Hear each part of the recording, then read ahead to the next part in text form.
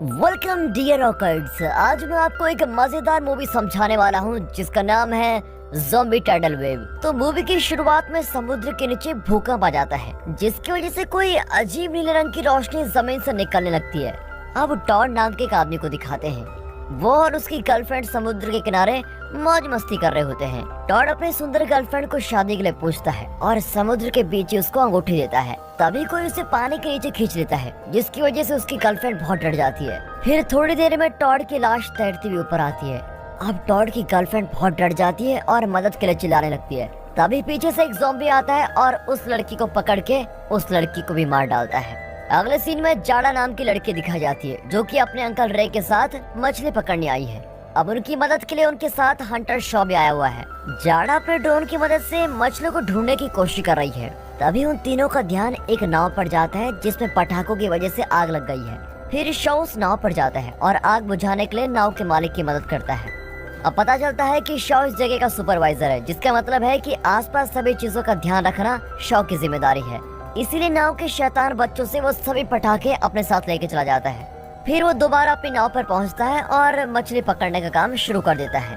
अब इसके दौरान मछली पकड़ने वाले कांटे में एक लाश फंस जाती है जिसको देखकर शॉ, रे और जाड़ा तीनों बिल्कुल हैरान हो जाते हैं। अब वो मिलकर लाश को बाहर निकालते हैं और अपनी नाव पर लेके आते हैं। समुद्र में घूम रहे ड्रोन से जाड़ा को लाइव तस्वीरें दिख रही होती हैं और वो देखती है कि नीचे से कोई अजीब नीले रंग की रोशनी आ रही है। शॉ तुरंत बोलता है मुझे इसका पता लगाना होगा और फिर इसके लिए वो पुलिस को कॉल करने जाता है। अब इसके दौरान जाड़ा पानी से तार खींचती है और रे लाश को एक सफेद रंग के कपड़े में ढक देता है। और उसी समय उनका ध्यान इस बात पर जाता है कि पूरे समुद्र से ही नीले रंग की रोशनी निकल रही है। और तभी वो मरा हुआ आदमी भी जाग जाता है और जाड़ा पर हमला करता है। वो उसकी गर्दन को काट डालता है। अब ये देखकर रे आगे जाता है और ज़ॉम्बी को धक्का मार के पीछे गिरा देता है, लेकिन वो ज़ॉम्बी रे पर ही हमला करना शुरू कर देता है। अब शॉ वहाँ पर आता है और अपना खंजर निकालकर ज़ॉम्बी के ऊपर हमला करता है और उनको लगता है कि ज़ॉम्बी मर चुका है। फिर वो जाड़ा की मदद करने के लिए जाते हैं, लेकिन ज़ॉम्बी अभी तक नहीं मरा है और वो दोबारा पीछे से हमला करता है। शॉ दोबारा ज़ॉम्बी पर हमला करता है, लेकिन उसको पता ही नहीं चल रहा है कि वहाँ पर चल क्या रहा है और उसको करना क्या चाहिए।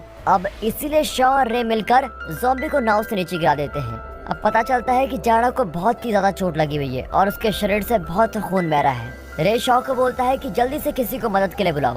अगले सीन में हमें शॉ की पत्नी केंजी और उसकी बेटी सैम दिखाई जाती है जो कि एक रेस्टोरेंट में बैठे बात कर रहे होते हैं। शॉ केंजी को कॉल करता है और बोलता है जाड़ा को बहुत ज्यादा चोट लगी है। अब क्योंकि केंजी एक डॉक्टर है इसलिए वो बोलती है मैं जाड़ा का इलाज करने के लिए आ रही हूँ। वो सैम को बोलती है कि बेटी तुम जल्दी घर चले जाओ और खुद वो जाड़ा की मदद करने के लिए निकल जाती है। अब वो और उसकी टीम जाड़ा की जांच करते हैं और जाड़ा को हॉस्पिटल भेज देते हैं। अब शॉ केंजी को समझा रहा होता है कि जाड़ा की ये हालत कैसे हुई। रे जाड़ा के साथ जाता है, लेकिन शॉ वहीं रुककर पता लगाना चाहता है कि आज जो उनके साथ हुआ वो क्यों हुआ और कैसे हुआ। फिर शॉ इस जगह के पुलिस ऑफिसर अकोनी के पास जाता है और उनके साथ जो हुआ वो सब कुछ वहाँ पर बताता है। अकोनी बोलता है कि मुझे ये सब कुछ कोई छोटी मोटी मुसीबत नहीं लग रही है, ये जरूर कोई बड़ी मुसीबत है। अब वो दोनों मिलकर उसी जगह पर जाते हैं जहाँ शॉ और उसके साथियों के साथ वो बुरा हादसा हुआ था। दोनों देखते हैं कि समुद्र से अभी भी कोई नीले रंग की रोशनी आ रही है। अब ये देखकर अकोनी बिल्कुल हैरान हो जाता है।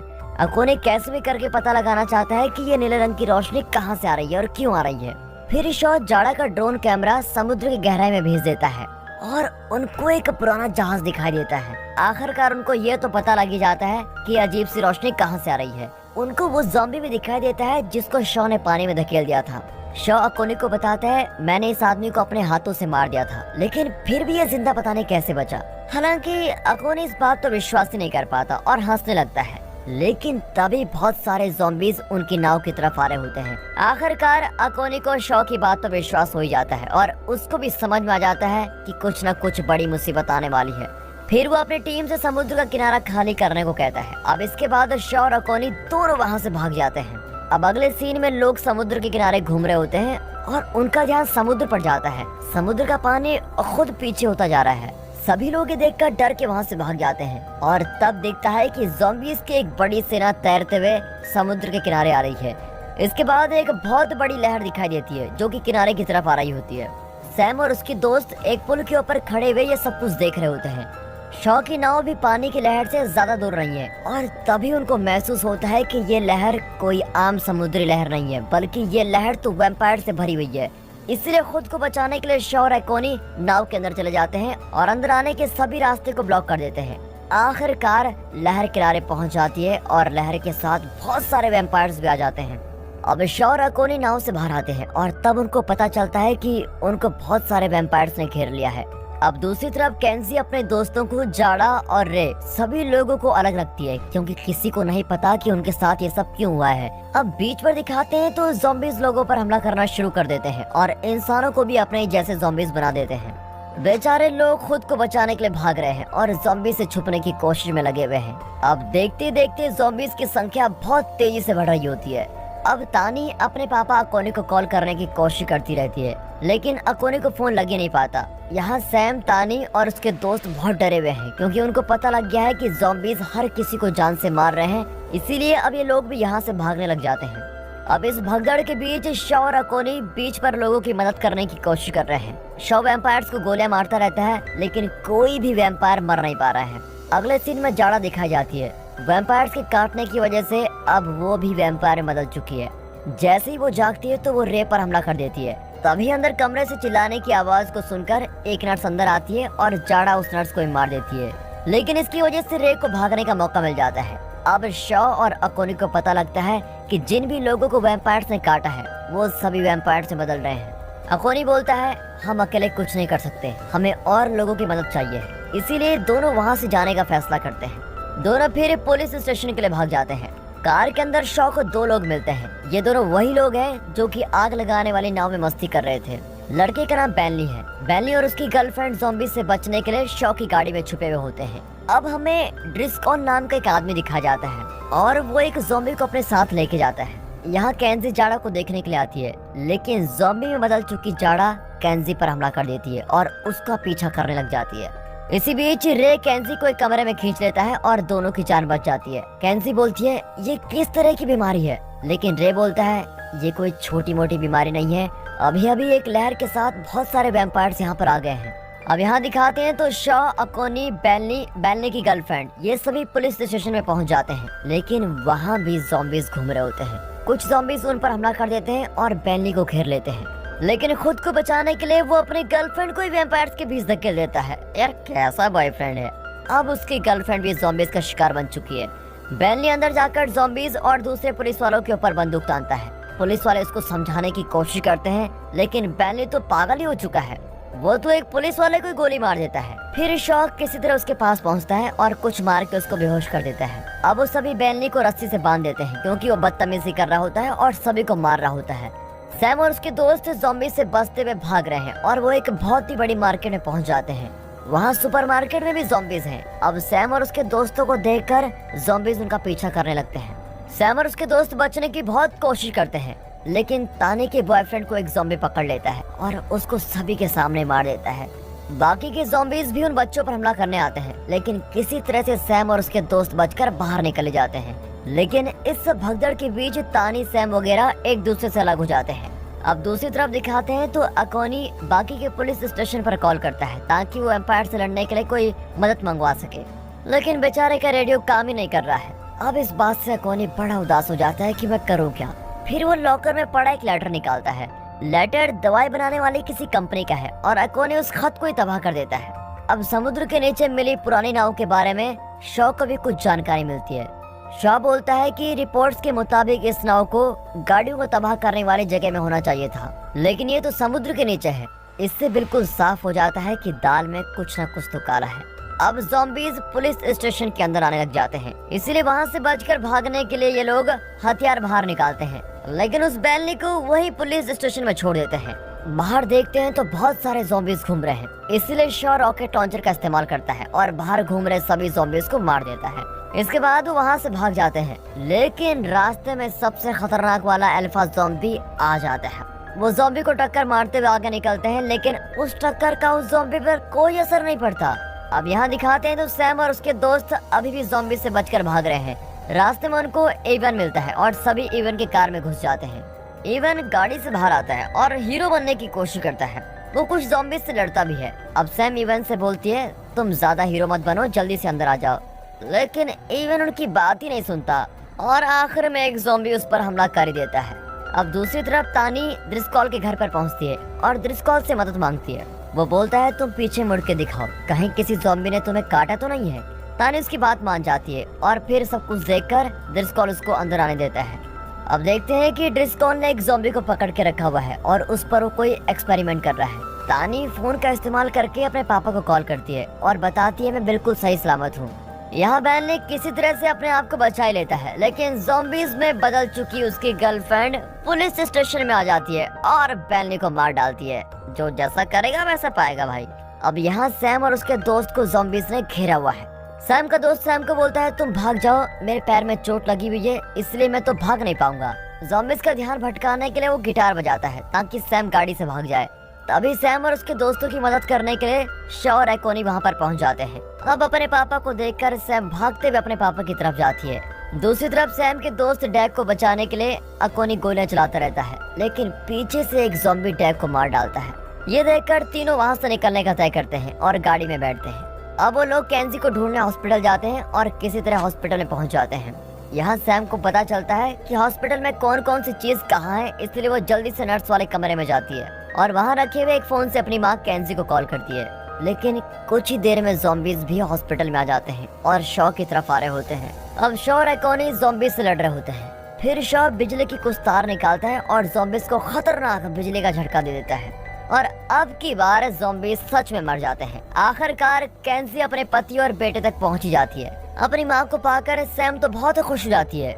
फिर सभी के सभी हॉस्पिटल से निकलकर कार में जाते हैं और ड्रिस्कॉल के घर निकलते हैं। जब सभी ड्रिस्कॉल के घर पहुंचते हैं तो तानी बाहर आती है और अपने पापा को इतने समय बाद देखकर बहुत खुश होती है। अब अकोनी ड्रिस्कॉल के रेडियो का इस्तेमाल करता है और मदद के लिए पुलिस की बड़ी टीम मांगता है। लेकिन इस सब के दौरान जिस ज़ॉम्बी को ड्रिस्कॉल ने बंद करके रखा हुआ था वो किसी तरह से अपने आप को छुड़वा लेता है।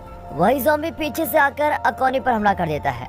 लड़ाई के दौरान वो ज़ॉम्बी अकोनी के हाथ पर काट लेता है और अकोनी के चीखने की आवाज को सुनकर सभी अंदर आ जाते हैं। फिर ज़ॉम्बी केंसी पर हमला करता है और केंसी उससे लड़ने लग जाती है। ड्रिस्कॉल पीछे से आता है और एक बिजली वाले हथियार से वैम्पायर को मार डालता है। अब ड्रिस्कॉल बोलता है ये ज़ॉम्बीज पानी वाले ज़ॉम्बीज हैं, इसलिए इनको बिजली का झटका देकर ही मारा जा सकता है। दोस्तों हमने ज़ॉम्बीज वाली मूवी तो बहुत सारी मूवीज देखी है, लेकिन इस मूवी में तो ज़ॉम्बीज कुछ अलग ही है। पानी वाले ज़ॉम्बी भाई, ये तो कुछ नया है। आप नए ज़ॉम्बीज के बारे में क्या सोचते हैं कमेंट सेक्शन में जरूर दीजिएगा कुछ जवाब। अब ड्रिस्कॉल की बात सुनकर शॉ एक प्लान बनाता है। वो बोलता है हम सभी ज़ॉम्बीज को किसी तरह टाइगर पूल नाम की जगह में लेके जाएंगे और फिर वहाँ पानी में आ चुके सभी ज़ॉम्बीज को खतरनाक बिजली का झटका देंगे। सभी को ये आइडिया बहुत पसंद आता है, लेकिन तभी रे पूछता है हम इस ज़ॉम्बीज को तो मार देंगे, लेकिन असली मुसीबत की जड़ तो समुद्र में डूबा जहाज है, हम उसको कैसे खत्म करेंगे। अब ये सुनकर ड्रिस्कॉल ग्रेनेड और पानी में चलने वाले बड़े बॉम्ब्स निकालते हुए बोलता है हम लोग इनकी मदद से जहाज को तबाह कर सकते हैं, ऐसा करने में मैं तुम्हारी मदद करूंगा। अब शॉ अपने भाले जैसे हथियार पर बिजली का झटका देने वाली मशीन लगाता है और बाहर ज़ॉम्बीज को मारने के लिए जाता है, लेकिन तभी बिजली का झटका देने वाली मशीन काम करना बंद कर देती है। ये देखकर केंसी मदद के लिए आती है और पास में पड़ी लकड़ी काटने वाली मशीन चालू कर देती है। दोनों मिलकर बाहर खड़े सभी ज़ॉम्बीज को मशीन से मारते हैं। फिर सभी लोग जल्दी से बाहर निकलते हैं और उन्होंने काम की सभी चीजें भी अपने साथ लेकर रखी हुई है। अब रास्ते में अकोनी की हालत बेकार होती जा रही है, क्योंकि ज़ॉम्बी के काटने की वजह से इन्फेक्शन बहुत तेजी से फैल रहा है। तभी अकोनी बोलता है मेरे दोस्त शॉ, अब तुम्हें मुझसे बेहतर करके हमारे शहर को बचाना होगा। शॉ को ये बात कुछ खास समझ में नहीं आती, इसलिए अकोनी को सच बताना ही पड़ता है। वो बोलता है 30 साल पहले हमारे शहर में दवाई बनाने वाली एक कंपनी आई थी और उन्होंने कुछ लोगों पर अपनी दवाइयों का इस्तेमाल किया था। उन्होंने मुझे चुप रहने के लिए बहुत सारे पैसे दिए थे, क्योंकि उस समय दवाई ठीक से नहीं बनी थी और जिन लोगों पर उनकी बनाई दवाई का इस्तेमाल किया गया था उस दवाई की वजह से उन लोगों की हालत बहुत ही बुरी होती गई। इसलिए उन सभी संक्रमित लोगों को एक जहाज में डाला गया और उस जहाज को समुद्र के बीच में छोड़ दिया गया था। ये बात सुनकर केंसी बोलती है कि वो दवाई आधी अधूरी नहीं बनी थी, वो दवाई बना ही इसलिए गई थी ताकि इन्फेक्शन को सभी इंसानों में फैलाया जा सके। वो दवाई बिना हथियारों के जंग जीतने का एक अच्छा तरीका है, जिसको हम बायोलॉजिकल वेपन बोलते हैं। तभी बहुत सारे ज़ॉम्बीज वहाँ पर आते हैं और हमला करने लग जाते हैं। शॉ अपने बिजली वाले हथियार से ज़ॉम्बीज को मारता है और तब तक बाकी लोग वहाँ से भाग जाते हैं। अकोनी की हालत तो और बुरी होती जा रही है, इसलिए तानी अपने पापा के बोलने पर उसको वहीं पर छोड़ देती है और अकोनी के हाथ में ग्रेनेड पकड़ा देती है। जैसे ही अकोनी ज़ॉम्बी में बदलता है, वो ग्रेनेड को गिरा देता है और धमाके की वजह से खत्म हो जाता है। अब सभी लोग दो ग्रुप में बंट जाते हैं। रे, तानी और ड्रिस्कोल समुद्र में डूबे जहाज को तबाह करने के लिए जाते हैं और दूसरी तरफ केंजी, सैम और शॉ जमीन पर घूम रहे ज़ॉम्बीज को मारने के लिए निकल जाते हैं। शॉ तालाब के अंदर बिजली की तार फेंक देता है ताकि ज़ॉम्बीज को बिजली का झटका दिया जा सके। इसके बाद शॉ गाड़ी में गाने चला देता है और तालाब की तरफ जाने लगता है। अब गाने की आवाज को सुनकर ज़ॉम्बीज उसके पीछे आने लगते हैं। अब दूसरी तरफ ड्रिस्कोल धमाका करने के लिए बॉम्ब्स को सेट तो कर देता है, लेकिन समुद्र के बीच ही ज़ॉम्बीज उसको मार डालते हैं। अब शॉ को दिखाया जाता है और उसकी गाड़ी मिट्टी में फंस गई है। तभी वहाँ सबसे खतरनाक अल्फा ज़ॉम्बी आ जाता है। शॉ उससे लड़ने लगता है और अपने बिजली वाले हथियार से हमला करता रहता है। इसके दौरान केंजी किसी तरह से मिट्टी में फंसी गाड़ी बाहर निकाल लेती है और फिर तालाब में चली जाती है। ज़ॉम्बीज गाड़ी का पीछा करते ही रहते हैं और जल्द ही सभी पानी के अंदर पहुंच जाते हैं।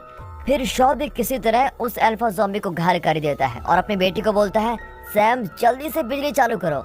लेकिन बेचारों की किस्मत बहुत बुरी होती है। बिजली चालू करने वाला हैंडल फंस गया है। दूसरी तरफ रे का जहाज भी समुद्र के बीच फंस गया है और अब ज़ॉम्बीज भी उस जहाज पर आने लगे हैं। रे बोलता है, तानी तुम्हें यहाँ से जाना चाहिए, इन सब ज़ॉम्बीज को मैं रोक कर रखता हूँ। लेकिन तानी तो रे को अकेला छोड़कर जाना नहीं चाहती और मना कर देती है। फिर किसी तरह रे तानी को समझाता है और तानी वहाँ से चली जाती है। अब अल्फा ज़ॉम्बी दोबारा अपने पैरों पर खड़ा होता है, लेकिन हमारा शॉ अपने हथियार की मदद से ज़ॉम्बी का सर काट ही देता है। तभी सैम भी हैंडल को घुमा देती है, जिससे तालाब के पानी में खतरनाक करंट आ जाता है। सभी ज़ॉम्बीज को बिजली का खतरनाक झटका लगता है और सभी के सभी मारे जाते हैं। दूसरी तरफ रे ने जहाज के ऊपर बम्स लगा दिए हैं और एक बटन दबाकर समुद्र वाले जहाज को तबाह कर देते हैं। लेकिन इसके दौरान रे भी मर जाता है। अब शॉ देखता है कि समुद्र के बीच बड़ा धमाका हुआ है और एक बड़ी लहर उनकी तरफ आ रही होती है। वो लहर से बचने के लिए भाग रहा होता है, लेकिन ज़ॉम्बी में बदला हुआ बैनली वहाँ आ जाता है। फिर शॉ उसको मारकर खुद को बचाने के लिए भागता है। अगले सीन में सब कुछ शांत हो गया है और धमाके की वजह से सभी ज़ॉम्बीज मर चुके हैं। शॉ और उसका परिवार बहुत खुश होता है। तभी उनका ध्यान तानी पर जाता है, जो कि तैरकर किनारे पर पहुंचती है। उसको देखकर सभी खुश हो जाते हैं। आखिर में शॉ अपनी पत्नी को बोलता है, मैं हमेशा तुम लोगों के साथ रहूंगा। और दोस्तों, इसी हैप्पी एंडिंग के साथ ये मूवी यहाँ पर खत्म होती है। दोस्तों